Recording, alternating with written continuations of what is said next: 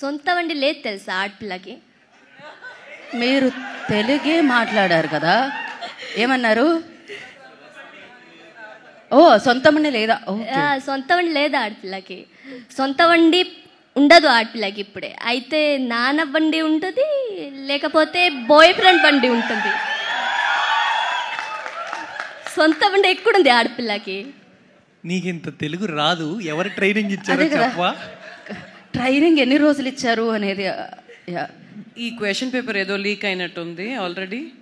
ఇది ప్రిపేర్డ్గా చెప్తుంది ఆన్సర్స్. అంటే మీకు అంత నమ్మకమా తెలుగు అస్సలు మాట్లాడదు అని అలేఖ్య?